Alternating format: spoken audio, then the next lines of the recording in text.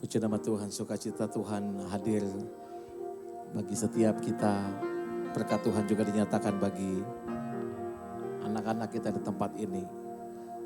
Mari kita siapkan hati kita untuk masuk dalam hadirat Tuhan, mendengarkan kebenaran firman Tuhan yang menjadi pelita bagi setiap kita, pedoman bagi langkah hidup setiap kita. Takut takkan hari esok, namun langkahku tegak, bukan surya ku harapkan, karena surya kan lenyap. Oh tiada ku gelisah akan masa menjelang, ku berjalan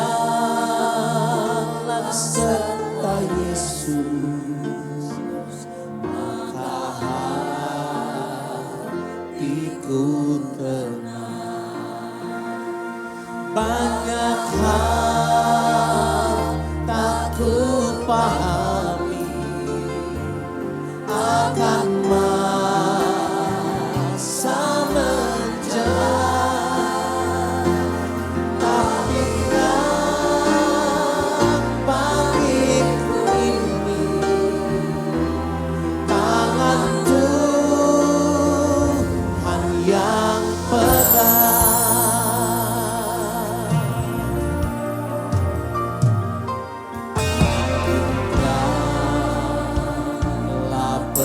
Perjalanan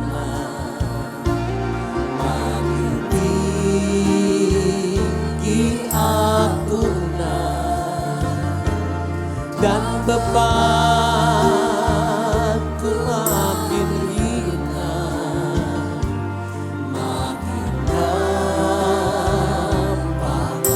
yang di sana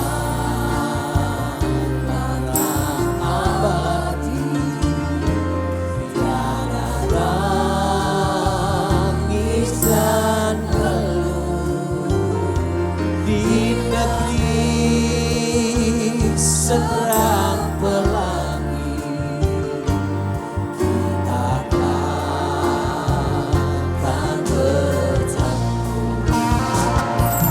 Banyak hal tak ku pahami akan masa menjelang, tapi bagiku ini tangan Tuhan yang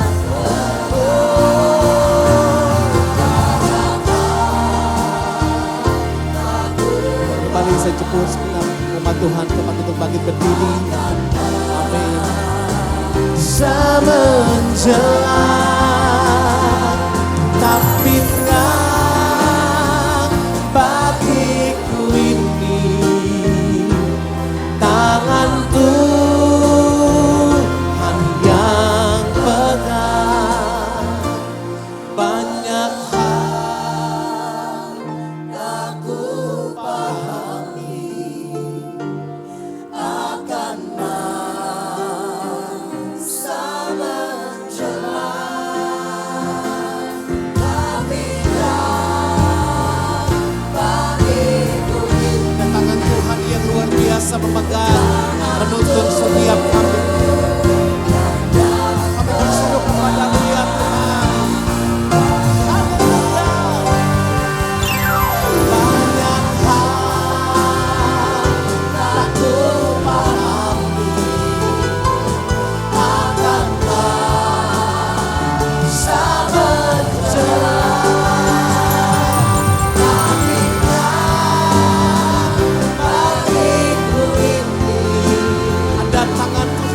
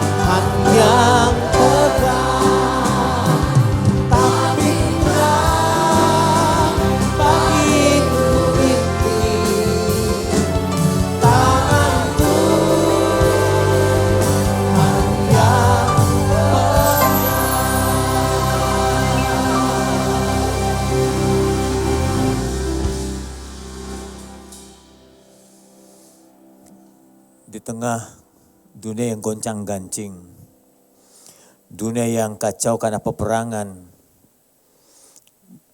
menyebabkan ekonomi tidak menentu, harga melambung begitu rupa.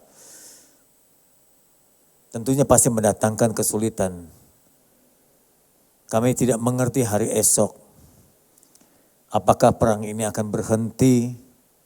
Perang ini akan berlanjut? Tuhan yang Maha tahu. Tangan Tuhan yang berlubang.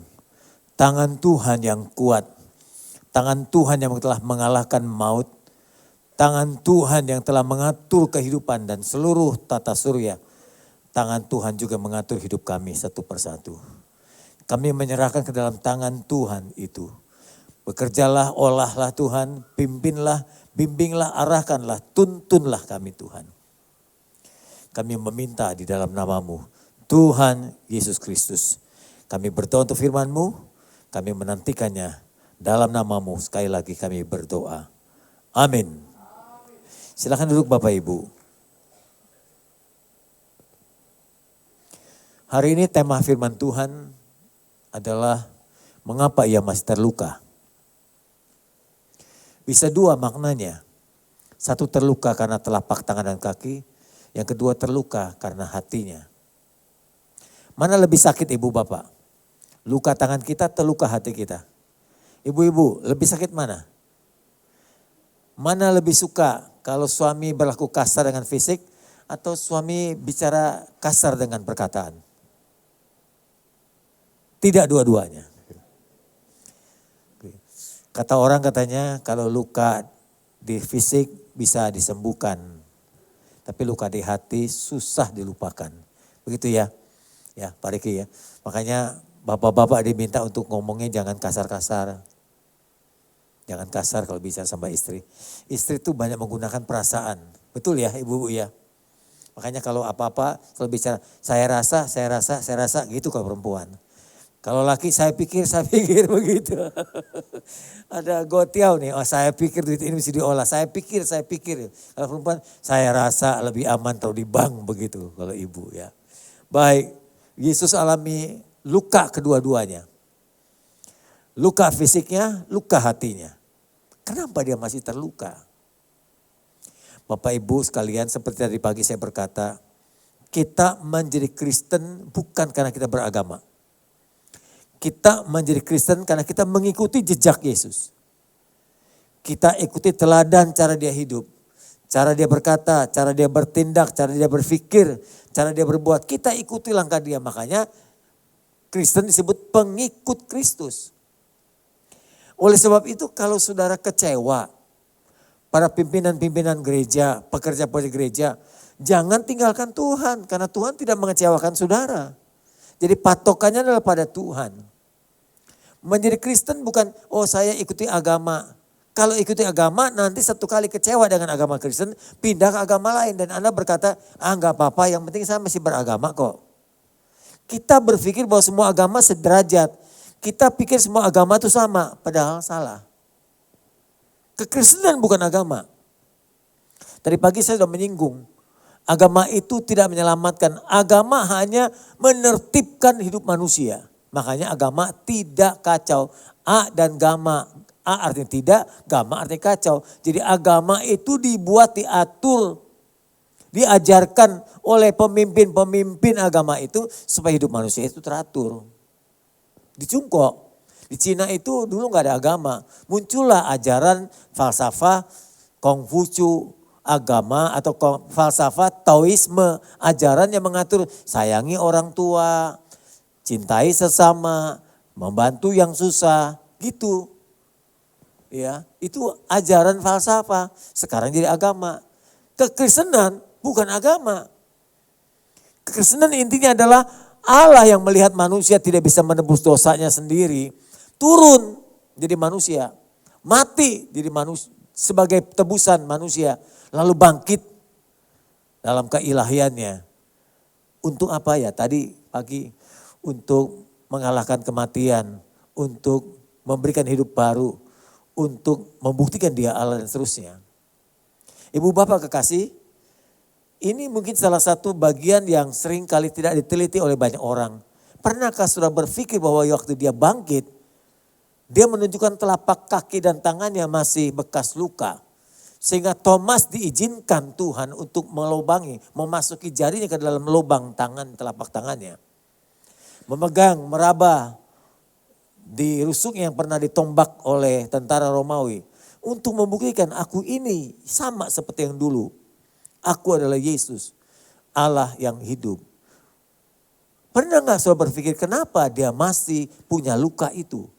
Sampai orang tanya nanti kalau kita pergi ke surga, apakah kira-kira waktu kita berjumpa muka dengan Yesus, masih kita lihat telapaknya yang berluka, yang terluka, telapak kakinya masih terluka, di dadanya masih ada bekas tombaknya? Kemungkinan iya. Kemungkinan ya, sebab saya belum pernah naik ke surga. Kemungkinan saja. Nah sekarang pertanyaannya, kenapa masih ada luka-luka itu? Mari kita baca firman Tuhan. Tolong bantu, ini agak kurang peka ya. Ada firman yang menjadikan cerita. Sementara mereka, itu murid-muridnya dalam keadaan takut, sedang bercakap-cakap tentang hal itu. Yesus tiba-tiba berdiri di tengah-tengah mereka. Ini yang saya bilang tadi pagi, tubuh Yesus waktu bangkit, tubuh adik kodrati. Masuk ke dalam tanpa pintu, tanpa jendela. Dia ada di dalam, di tengah-tengah mereka. Dan berkata kepada mereka, damai sejahtera bagimu semua. Mereka terkejut dan takut dan menyangka bahwa itu adalah hantu. Bukan Tuhan, hantu. Apa bedanya hantu dengan Tuhan? Hantu itu seperti istri kita, iya. Bercanda aja, bercanda. Ibu bapak akan tetapi dia berkata kepada mereka, mengapa kamu jadi takut dan terkejut? Apa sebabnya timbul keraguan di dalam hatimu? Lihat, lihat tanganku. Lihat kakiku, aku sendiri itu.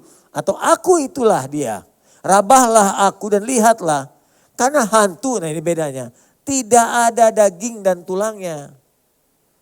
Hantu itu gak punya daging tulang seperti ini. Jadi hantu tidak makan. Sebab yang membutuhkan makanan itu adalah makhluk yang berdaging dan bertulang. Oleh sebab itu kalau saudara sembahyang di meja abu, sembahyang di kuburan percuma. Karena arwah orang-orang tua kita sudah tidak bertubuh lagi. Tidak berdaging tulang lagi saat ini. Kecuali dia tubuh kebangkitan ya, nanti bangkit. Seperti yang kamu lihat padaku ini. Sambil berkata demikian ia memperlihatkan tangannya dan kakinya kepada murid-muridnya itu. Lanjut.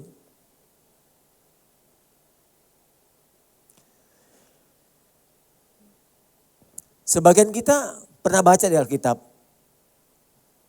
bahwa telapak tangan Yesus masih ada bekas lukanya, kakinya juga. Tapi kita nggak pernah tanya, kita nggak pernah sharingkan itu. Kenapa begitu ya? Gitu. Kenapa kok bisa ada lukanya? Padahal waktu tubuh Tuhan bangkit, tubuhnya itu mulia, berubah bercahaya, sempurna, tampan, berkilauan. Kok tapi masih ada telapak tangan yang berluka, masih ada telapak kaki yang terluka. Kenapa itu?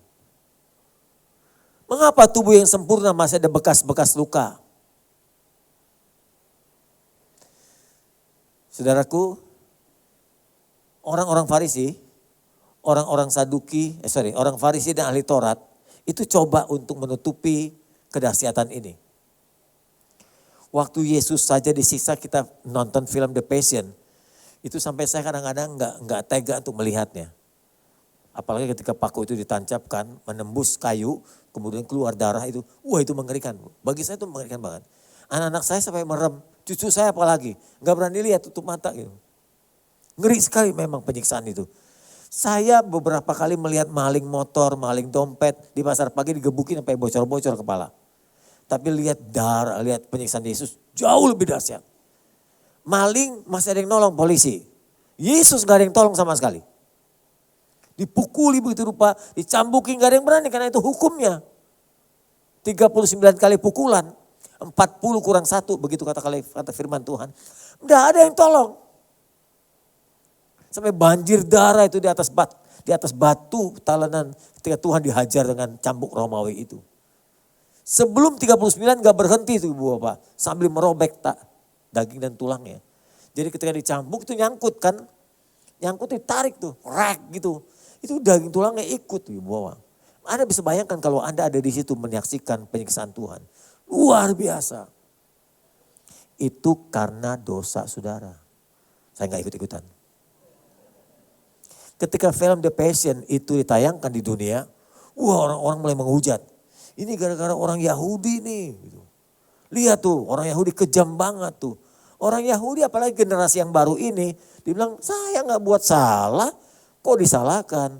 Lalu si Mel Gibson, sutradara dari film The Passion itu bilang gini, penyebab dari penyiksaan Tuhan yang begitu dahsyat bukanlah orang Yahudi, tapi dosa dari jemaat Session City. Dari kita semua Bapak Ibu. Karena dosa kita lah maka Yesus disalibkan seperti itu. Disiksa seperti itu. Itu karena dosa kita. Sadari itu Ibu Bapak. Jadi ini bukan agama ini. Ini soal betapa Tuhan sangat mencintai kita. Tadi pagi Pak Gembala berkata, saya diingatkan kan perkataannya. Betapa Tuhan sayang kita jadi biji mata yang betul juga ya. Sayang banget dia. Dia menyayangi Anda lebih daripada menyayangi nyawanya sendiri. Betul tidak? Dibanding saudara, lebih baik dia yang mati. Bayangkan itu. Dia mencintai saudara lebih daripada mencintai nyawanya sendiri. Ini sekelompok orang. Ini orang-orang fanatik, ini orang-orang munafik. Ini. Coba bikin kong kali kong. Kong kali kong apa ya? Bikin rencana palsu, rencana busuk. Bikin berita hoax.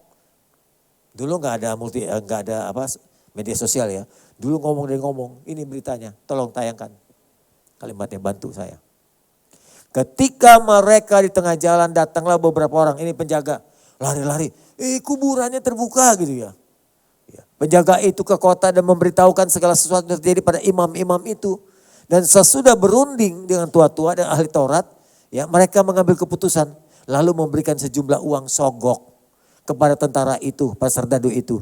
Dan berkata, kamu harus bilang begini ya. Bahwa murid-murid Tuhan datang malam-malam hari, curi mayat Tuhan ketika kamu masih ketiduran. Gitu. Kan dia jaga kuburan itu. Lanjut. Dan apabila ini kedengaran oleh wali negeri itu wali kota. Ya, kok kenapa begitu? Kok ada suap-suapan? Kami nanti bicara dengan dia. Kami bicara sama dia. Sehingga kamu tidak beroleh kesulitan apa-apa. Tenang saja gitu. Mereka menerima uang itu dan berbuat seperti dipesankan oleh ahli Taurat tua-tua itu. Dan cerita itu tersiar kemana-mana. Sampai ke Indonesia. Indonesia juga begitu. Saudara kita bilang, Yesus gak disalib. Ya, yang disalib itu Yudas. Yesus gak disalib, mayat gak bangkit. Dia mati, memang mati tapi dicuri mayatnya. Ketika serdadu mesti tidur. Ada banyak berita hoax disampaikan. Supaya apa? Nah maka itu, sebelum dijawab supaya apa? Maka itu, belum dijawab-jawab tuh berarti. Supaya apa? Nanti dijawab. Karena itulah Yesus bangkit dengan tangan yang terluka. Itu maksudnya. Supaya menjawab kenapa berita hoax itu ada. Nah dia sampaikan, lihat telapak tanganku, lihat telapak kakiku. Gak hoax kan ini? Lanjut. Tujuan dari menutupi kenyataan bahwa Yesus itu tidak bangkit, mayatnya dicuri. Supaya, gini. Supaya Yesus cuma diberitakan mati saja. Dia mau mati gak bangkit. Jadi jangan percaya Yesus ya. Percuma percaya dia gak bangkit cuma mati doang. Kalau mati doang ya mati syahid aja. Yang mati doang berapa banyak? Banyak. Ada preman mati buat bos ruko itu. Ada preman mati itu temannya. Wah banyak mah. Ada teman sahabat berantem mati buat yang lain-lain. Apalagi anak-anak SMA yang tawuran. Banyak yang mati. Karena gengsi.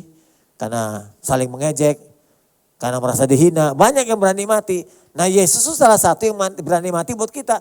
Tapi gak bisa bangkit. Itu tujuannya untuk menutupi kebangkitan berita hoax itu. Lanjut. Jadi kalau cuma mati aja, ya Yesus cuma disebut syahid lah. Ketika Iran akan diserang oleh tentara Amerika secara muka dengan muka, kirim tentara melewat darat. orang-orang sana bilang, kami nggak takut. Bagi kami mati itu syahid. Jadi membela negara mati di tangan musuh sekalipun. Tidak apa-apa kami masuk surga.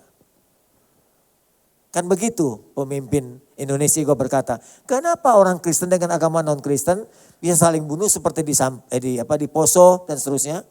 Karena dari orang Kristen punya anggapan kalau membunuh orang lain itu syahid. Dan kami pun kalau membunuh orang Kristen syahid. Gitu. Kita gerah dengar begitu Bapak Ibu.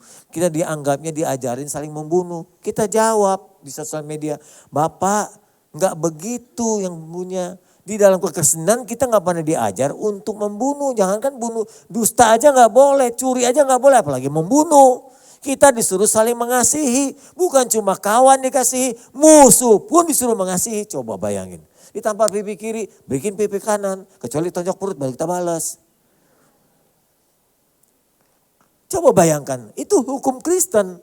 Bukan suruh bunuh. Jadi kita gak ada bilang sahid. Bunuh orang gak sahid. Bunuh orang itu salah. Mengambil nyawa orang itu salah. Bunuh diri juga mengambil nyawa sendiri salah. Karena nyawa itu adalah hak Tuhan, pemberian Tuhan, anugerah Tuhan. Jadi kalau Yesus cuma mati doang, cuma sahid. Berarti bukan Allah dia, orang sahid doang. Lanjut, itu tujuannya. Kedua, kalau dia cuma mati doang gak bangkit. Nah banyak orang kan sudah melakukan hal yang sama. Apa istimewanya Yesus? Gitu maksudnya. Yang ketiga, kalau Yesus mati gak bangkit, ya bisa mati doang. Yesus tuh gak mengalahkan kuasa kematian. Jadi kalau kita mati gak percuma, percaya Yesus percuma. Yesusnya mati gak bangkit-bangkit, gitu. Kita pun gak bangkit juga. Itu tujuannya. Lanjut. Kalau Yesus mati berarti bukan juru selamat dia. Apa diselamatkan? Orang di dirinya sendiri aja gak bangkit, boro-boro bisa bangkit. Kematian aja mengalahkan dia. Nah sebab itu ditutupi kebangkitan itu, berita kebangkitan itu. Lanjut. Jika Yesus gak bangkit maka janji di dalam Tesalonika nanti kita akan dibangkitkan, gak terjadi. Setan paling senang kita disesatkan begitu rupa. Supaya pengharapan kita itu jadi hampa. Lanjut. Umatnya jadi murtad. Nah, ngapain gue percaya Yesus? Makanya orang-orang di Denmark, di Swedia, di beberapa negara lain yang saya pernah baca bukunya, sampai sekarang saya masih baca. Masyarakat tanpa Tuhan, gak mau percaya Tuhan. Dia bilang nonsen, kosong semua itu. Nonsen. Jadi soal media sudah mulai muncul tuh. Banyak tanggapan-tanggapan gak perlu beragama, gak perlu percaya Tuhan. Jadi murtad. Anda tahu gak? Di dunia ini hampir 20% ateis. Kristen itu hampir 4 miliar lebih ya. 4 miliar lebih. Islam 1,8 miliar. Yang ateis 1,2 miliar. Ateis gak mau percaya Tuhan. Gara-gara begini, Tuhannya gak ada, Tuhan gak bangkit. Buktinya Tuhan gak pernah tolong saya.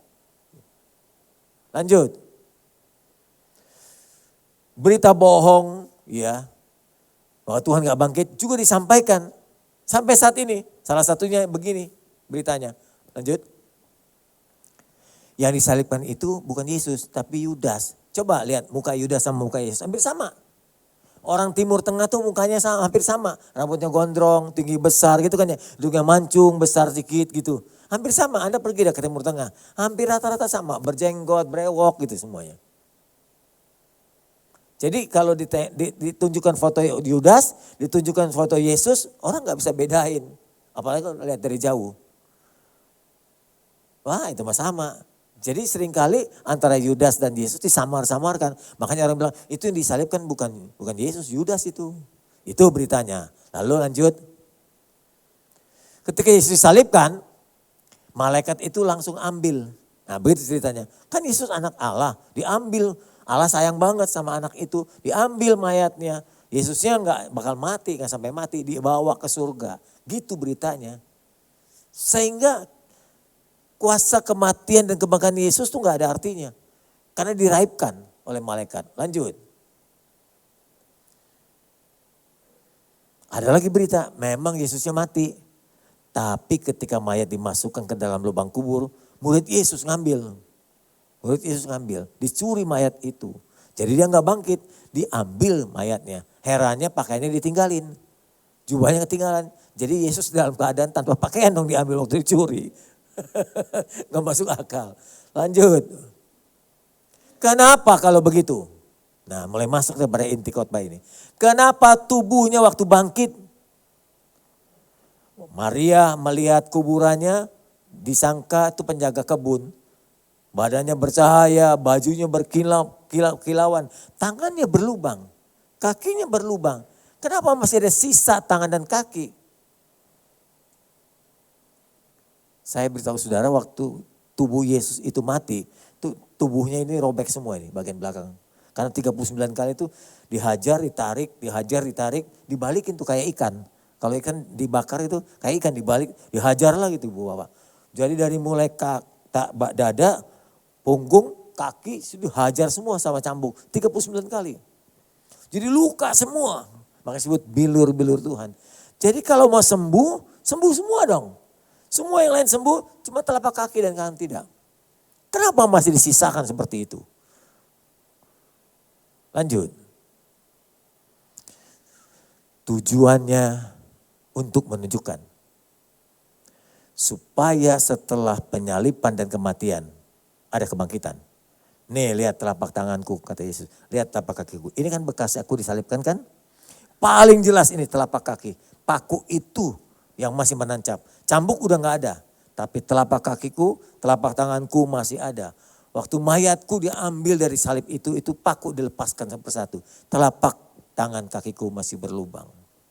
Membuktikan aku pernah disalibkan dan sekarang aku bangkit.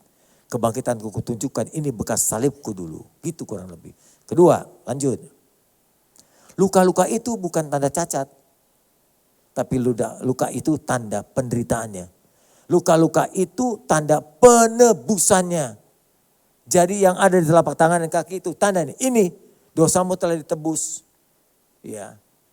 Tanganmu yang banyak buat dosa sudah ditangan dengan tangan Tuhan. Kakimu yang banyak buat dosa sudah diganti dengan kaki Tuhan. Semuanya kepalamu dengan pikiran kotor sudah diganti. Luka-luka itu menandakan penebusan. Lanjut. Luka itu kebukti bahwa Yesus pernah disalibkan dan dosamu sudah lunas dibayar. Jadi keyakinan saya, Pak Saman kalau mati masih ada dosa? Enggak. Kenapa? Dia udah bayar. Jadi dosa saya enggak ada, bukan saya yang bayar. Saya enggak sanggup bayar dosa saya. Saya pernah tantang beberapa teman di SMA. Kalian sanggup ya enggak mau percaya Yesus, sanggup bayar dosamu sendiri? Coba dah kita pikir secara matematik dah. Kita kan pernah belajar matematik nih. Oke, dari pagi sampai malam kamu hitung dah. Jangan bicara sekarang umur berapa.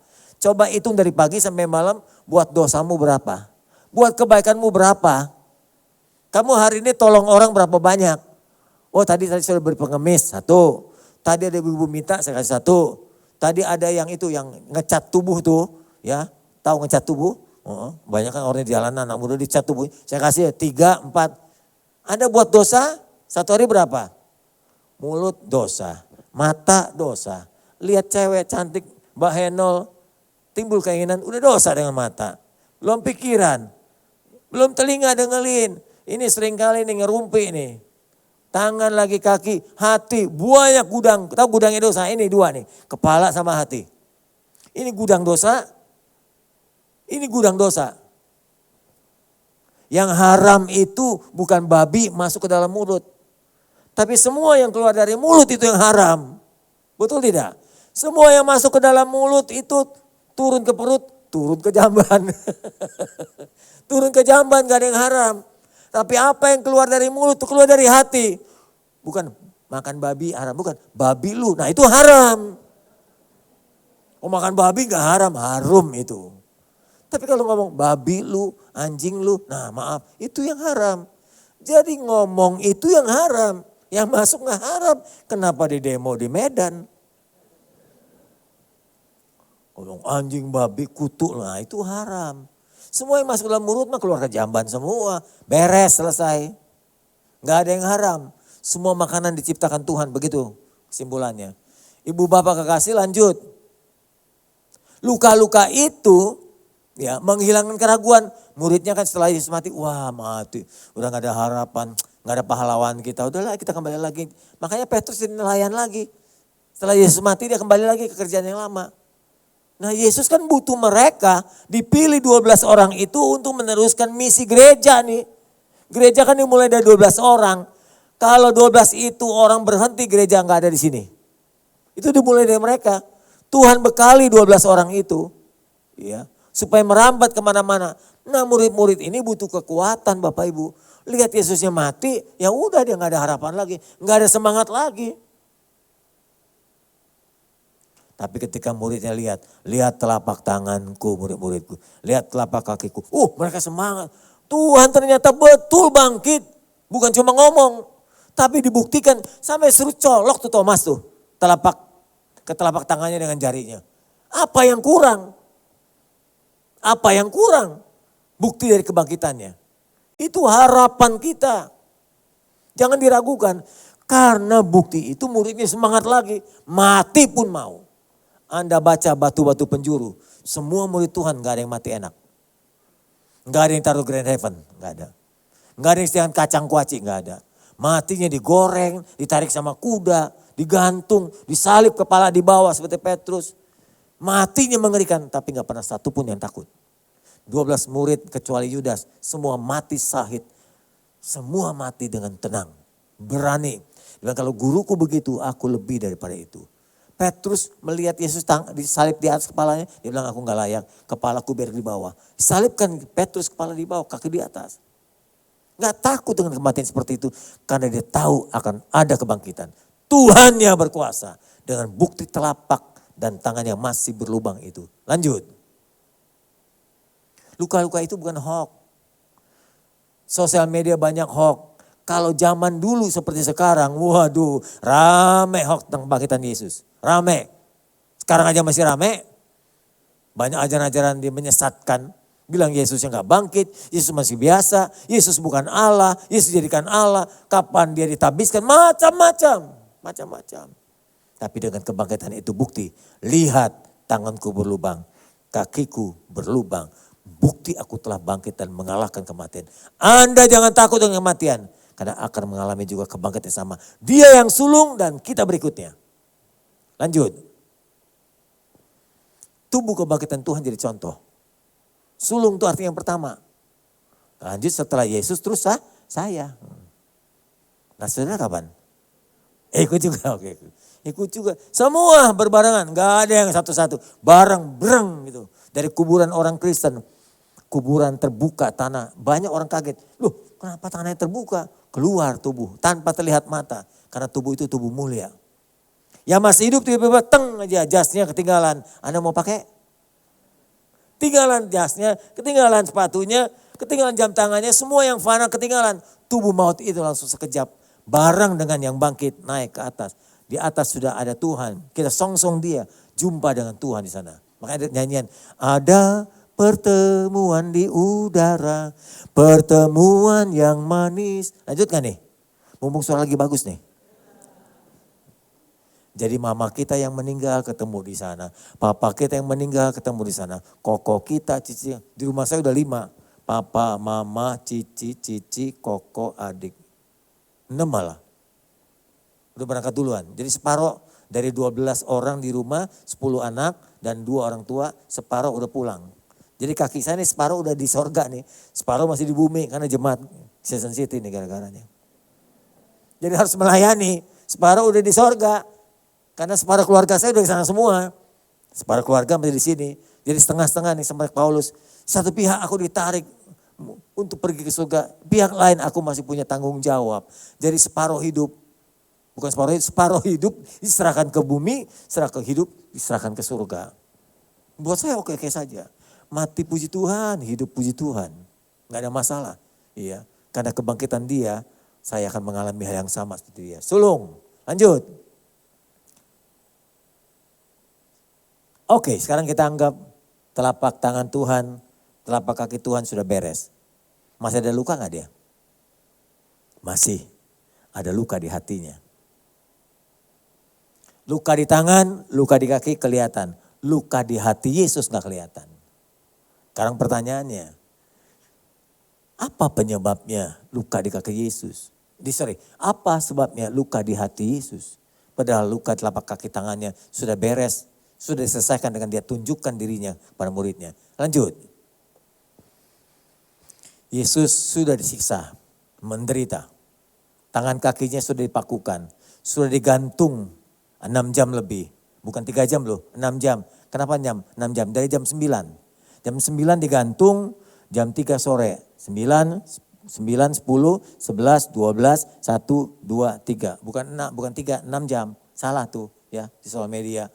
30, umur 30 di Mesias. 33 disalibkan. Apalah 3 hari dia bangkit. 3 jam dia digantung. Bukan 3 jam, 6 jam. Supaya dicocok-cocokin. Cocokin 6 jam, 9 ketiga kan. 6 jam tergantung. Dia sudah dipakukan, disalibkan.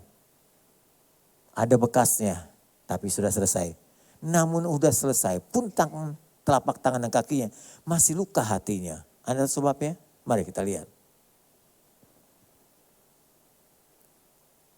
Lanjut. Bagaimana Yesus bisa luka? Kenapa luka masih ada di hatinya? Kenapa luka itu masih ada di hatinya? Kita baca satu firman dalam Ibrani, mari. Sebab mereka yang pernah diterangi hatinya, pernah bertobat, sudah percaya Tuhan, pernah mengecap karunia-karunia sorga, disembuhkan, diberkati dan lain-lain. Pernah mendapat bagian dalam pimpinan Roh Kudus dan karunia-Nya. Yang pernah mengecap firman kebaikannya. Ya karunia-karunia dunia yang datang. Namun murtad lagi. Murtad itu bisa diartikan balik ke dalam hidup lama, balik kepada dosa. Bagi saya ya terjemahan murtad gini. Mungkin di bahasa Indonesianya mesti diluruskan dikit. Ya namanya murtad tuh gak bisa balik. Kalau masih bisa balik belum murtad. Jadi kata lu kok gak mau balik ke gereja, murtad lu ya? Belum. Sebelum dia mati sampai nafas terakhir, sebelum dia mati masih ada kemungkinan dia bisa balik. Tapi kalau dia sudah mati di luar Tuhan, murtad tuh. Orang yang menghujat Roh Kudus gak bisa diampuni. Nah itu murtad tuh sama tuh. Seorang yang menghujat Roh Kudus terus menerus sampai gak bisa balik. Hingga nafas terakhir itu baru murtad. Tapi kalau dia masih punya kesempatan waktu dan bisa balik, belum murtad. Bisa mungkin kan mendukakan Roh Kudus. Mendukakan Roh Kudus. Duka Roh Kudus pun bertahap. Ada yang biasa saja, ada yang sampai parah banget. Melukai Tuhan sekali. Ada. Kan suami juga begitu. Kalau ngomong aja, kuda lu, mendingan masih bisa kuda. Dia bilang, kamu mah kayak kuda Nil, tambah Nil itu. Gak enak. Ya, kalau ngomongnya makin lama makin tajam, ada suami-suami begitu. Mulutnya jahat, kasar ya. Siapa sih coba angkat tangan yang menyesal sudah menikah? Saya beritahu Anda ya. Ini saya teliti, sedang saya buat juga. Saya mau berceramah ini di WBI, Wanita Indonesia. Nah gini, rata-rata pernikahan kita itu salah. Ada amin? Rata-rata pilihan teman hidup kita itu salah. Aduh ternyata ini gak seperti yang saya targetkan. Target lagi. Yang saya targetkan. Banyak kekurangannya. Banyak kekurangannya ya. Amin. Iya, nanti nikah di sorga aja lah. Jangan harap. Sorga mah gak ada kawin, gak mengawinkan. Saya beritahu saudara, pasangan kita memang gak sempurna. Saudara menikah sama siapa saja, tetap sama banyak kekurangannya. Ada amin? Nah gitu dong. Yuk nikah sama pangeran, juga pangeran tetap manusia, banyak kelemahannya. Yuk menikah sama lady itu wanita sudah agung lah ya, tetap aja banyak kekurangannya. Jadi istri saya, istri Anda tuh banyak kekurangannya. Suami Anda banyak kekurangannya. Udah terima dia apa adanya saja. Kita belajar untuk menyempurnakan bersama dengan dia. Enggak ada yang sempurna. Jadi jangan ada istilah, wah cerai aja gak cocok. Itu sebabnya Alkitab berkata, jangan bercerai. Setuju? Terima aja dia apa adanya. Sampai kita mati duluan. Saya tanya saudara, suami istri yang mati duluan kira-kira siapa? Ayo coba deh, tebak aja. Suami, betul. Kenapa suami duluan? Karena suami lebih tua. Kenapa suami duluan? Suami lebih banyak tanggung jawab. Kenapa suami duluan? Suami banyak diomelin. Omelin, aduh, omelin stroke, mati sendiri. Nggak bercanda. Saudara, kadang gue sebel sama suami saya. Wah, gue racun aja, nggak usah diracun, nggak usah. Omelin tiap hari dia mati sendiri. Omelin aja dia mati sendiri nanti. Ibu bapak kekasih, jadi kalau orang udah murtad nggak bisa balik sama seperti tadi itu. Udah murtad, terima ini, terima itu dari Tuhan, tetep balik lagi. Sampai kita menjual Yesus kayak begitu murahnya Tuhan kita itu. Maaf ya, saya mesti ngomong kasar ya. Betapa bodohnya kalau sampai ada orang Kristen menjual Yesus dan pindah ke agama lain. Goblok banget itu. Itu goblok. Paling bawah itu bloknya. Dan nol banget. Bayangin coba. Lihat orang kaya di Lukas 16. Kaya banget kan. Waktu dia mati. Kan hartanya gak bisa tolong dia. Agamanya gak bisa tolong dia. Temennya gak bisa tolong dia. Abraham pun gak bisa tolong dia. Dia minta setetes air gak bisa. Coba bayangkan. Jadi apa yang dibutuhkan saat itu? Selamatan. Yang dibutuhkan cuma penebusan Yesus. Apapun kedudukan Anda, jabatanmu di bumi ini, presiden pun sekalipun, Anda gubernur, kaya luar biasa, mati tanpa Yesus, kau binasa. Gak ada harganya hartamu. Gak bisa kau bawa. Sembayang setengah mati saudaramu di bumi. Saya pernah bikin khotbah. Liturgi sembayang yang mewah pun tidak akan bisa mengubah arwah di seberang sana. Saya mau beliin kuburan buat papa saya. Papa saya gak Kristen tapi gak apa-apa. Saya beliin tanah paling tinggi di atas bukit. Bawahnya sungai, view-nya bagus. Itu mahal tanah begitu loh. Coba lihat di Grand Heaven. Karena teman saya jualan tanah sana, tanah kuburan. Serius. Waktu tanah itu dibuka saya ditawarin, Pak Pendeta mau ngejualin gak? Jualnya apa? Kuburan. Kuburan dijualin. Rasanya gak enak, gak biasa. Padahal itu penting. Dulu saya beli ya cuma 13 juta. Saya beli 6 lubang. Serius. Saya udah beli kuburan buat diri sendiri. Gak percaya. Karena saya pasti mati sih. Saya beli 6 lubang. Buat saya, istri saya dan dulu 3 anak saya. Sekarang anaknya 4, ya kurang 1 lubang lagi. Muncul mantu, kurang lagi. Muncul cucu, kurang lagi. Memang mesti pati satu petak bidang itu. Sekarang mahal ibu bapak. Atau kuburan bisa ratusan juta. Ya, coba dulu bisnis kuburan. Tapi kita masih sungkan, tabu banget gitu. Anda dengar dah, ini berapa harganya? Puluhan miliar. Kenapa kok mahal? Di atas bukit, turunnya bawahnya sungai. Disembayangin sama itu pemuka agama datangnya dari Tiongkok loh. Dari Taiwan, Tokcer. Percuma. You bawa pemuka agama sehebat apapun Tuhan gak bergeming. You taruh kuburan di atas gunung, bawahnya sungai, juga gak bakal dipindahkan dari neraka ke surga. Keselamatanmu, kebinasaanmu tidak akan berubah oleh sembayang, ya, ritual dari bumi ini. Sama sekali tidak mungkin berubah. Sekali neraka, kali surga selamanya. Alkitab yang bilang bukan saya. Jadi jangan terlambat. Jangan sampai murtad lagi. Hoi. Yesus terlalu mahal kau jual. Sekali bilang kau punya segunung emas, gak sebanding dengan keselamatan dirimu. Bumi akan hancur. Tapi sorga selama-lamanya. Anda banding saja sudah jauh. Kita gak bicara agama ini, dia bicara keselamatan. Maka Alkitab berkata, kalau engkau sudah terima karunia banyak, engkau jadi murtad, gak bisa diperbarui lagi loh. Hingga engkau bertobat. Sesungguhnya engkau telah menyalibkan dia untuk kedua kalinya. Ketika kita murtad, ketika kita berbuat dosa dan sengaja terus menerus, sesungguhnya kita mulai menyalibkan dia untuk kedua kalinya. 1 kali disalibkan saja bikin luka luar biasa. 1 kali disalibkan saja lukanya belum hilang. Dengan dosa-dosa yang kau biarkan, kau sengaja buat dosa terus menerus, gampang Tuhan ampuni. Engkau sedang menyalibkan Tuhan 2 kali. Jangan main-main dengan dosa. Jadi luka di sini sudah sembuh. Luka di sini sudah sembuh. Tapi jangan bikin luka di hati Tuhan lagi dengan dosa-dosamu. Amin. Halo. Jangan buat dosa lagi. Supaya Tuhan tidak terluka lagi. Telapak tangan kaki sudah disembuhkan. tapi di hatinya masih terluka akibat dosa-dosa kita. Amin. Mari kita berdoa. Kita naikkan pujian. Ku telah mati dan tinggalkan cara hidupku yang lama. Karena semuanya sia-sia saja.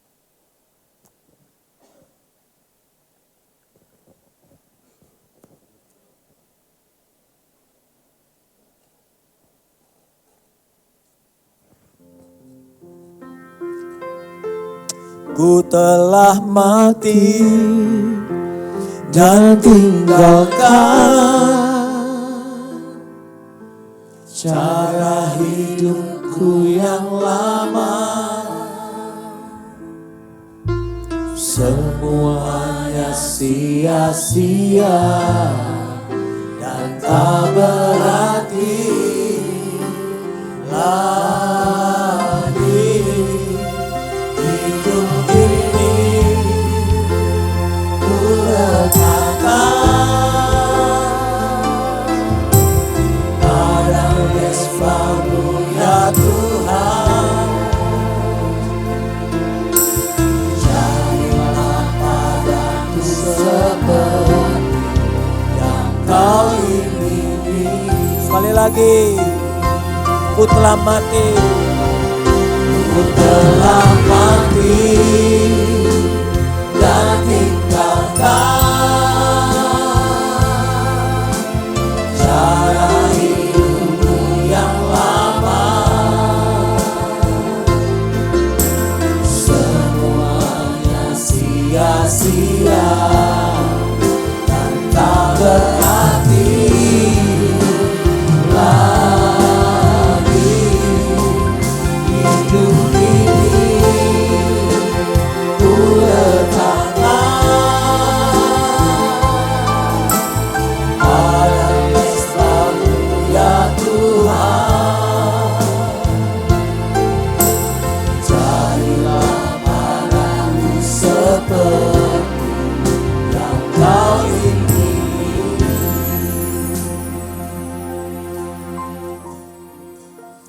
Saudaraku, Bapak Ibu, luka di telapak tangan dan kakinya itu akibat dosa kita di masa lalu. Luka itu sudah sembuh akibat kebangkitannya. Tapi jangan buat luka baru di hati Tuhan.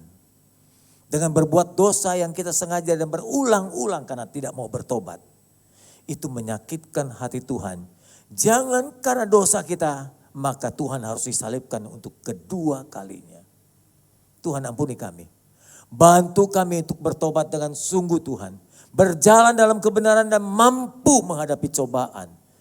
Berhasil dalam setiap ujian Tuhan dalam kehidupan. Kami tahu hidup tidak gampang. Kami tahu untuk hidup suci dan hidup benar tidak mudah. Bantu kami Roh Kudus supaya kami berkenan kepadamu tiap-tiap hari. Dalam nama-Mu kami berdoa dan bersyukur. Amin. Saya kembalikan.